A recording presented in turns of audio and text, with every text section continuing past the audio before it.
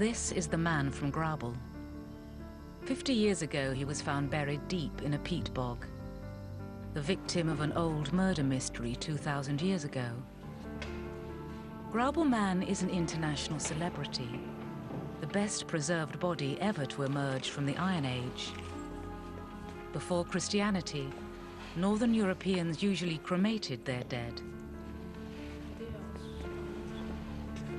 Pauline Assing heads a team of archaeological experts. They will use the latest in medical technology to investigate Grauble Man's past. We haven't touched him, moved him for 15 years, and we didn't know. We knew that he was very fragile, and we had to take care, so we were 12 people putting our hands with gloves under his body, and we didn't know what would happen.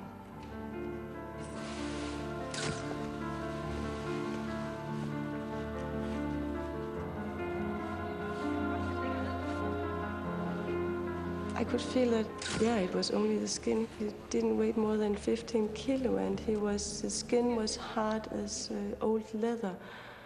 And I said, oh, what has time done to him?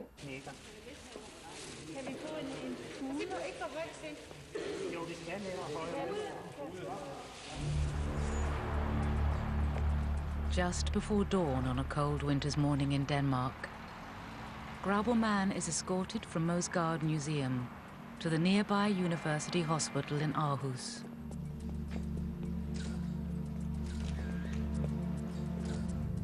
The Danish press photograph his arrival. Dr. Niels Linderup, a forensic pathologist, will examine the body. We have first to document exactly what we're working with, what remains are present, the state of preservation, any signs of trauma, and so on. And the second thing is reconstruction. And the question is, well, what happened here? Like any murder inquiry, they need to know how the victim died. They know for sure that he suffered a severe beating before being murdered.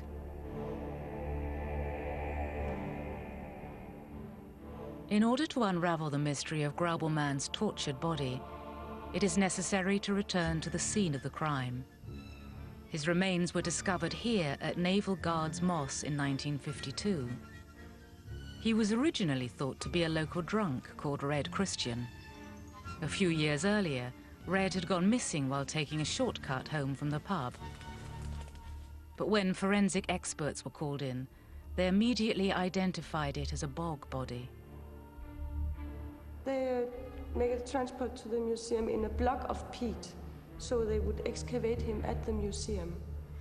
And at the 6th day, they suddenly turned him around and saw the cause of death for everybody.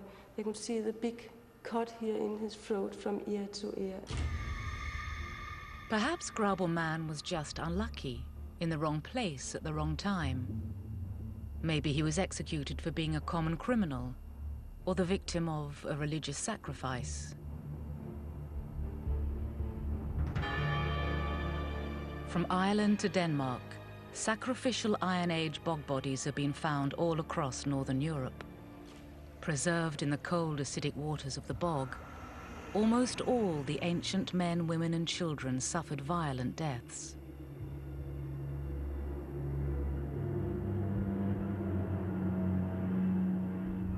The peat bogs near the Danish town of Grauble were already well known for revealing executed bog bodies. Tolland Man had been found only a few kilometers away just 2 years before. Even the stubble on his chin was visible.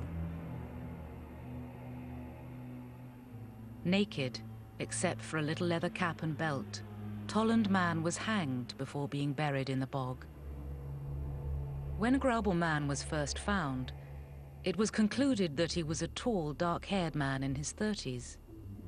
He died on a winter's day, not long before the birth of Christ. We know part of his story from the old investigations they made in the 1950s. But now they have developed new methods of doing those kind of investigations. After being on display for 50 years, it's now time for an updated post-mortem. The main focus of a lot of the investigations which were made now were that recognizing that he's so well preserved, all analyses have to be very non-invasive and very non-destructive. There used to be a time when people would actually have autopsies of like Egyptian mummies, and what would be left would be a pile of dust. And obviously we can't use those kinds of methods on the Grauballer man. And in that sense we're lucky that there have been so many new methods coming up. To understand more, we need to go back into history and see how these people lived.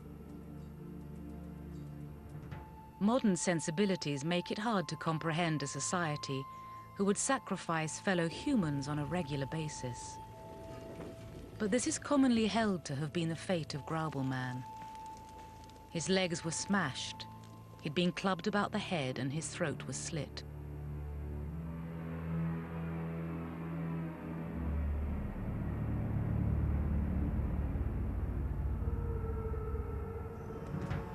However unpleasant it seems to us, religious sacrifice was a fact of life in the Iron Age. These farmers saw sacrifice as a way to ask the gods for a successful harvest, and the sacred bog was the place to do it.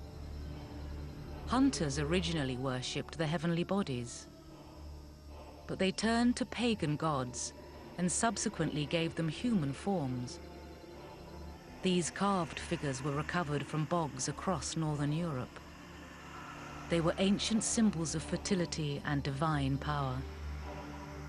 Possibly the last things the unfortunate victims ever saw.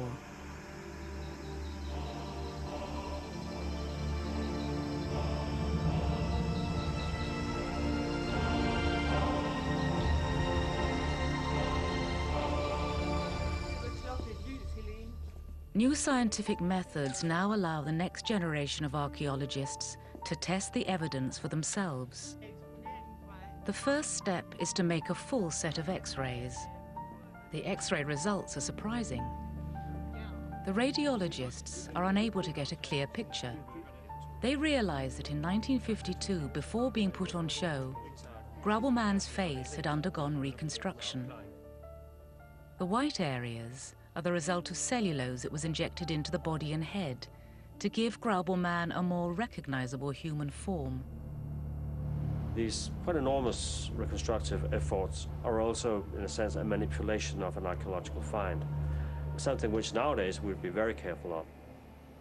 As I recall, the conservator actually had said that, well, if the Grauballer man was to be exhibited, he should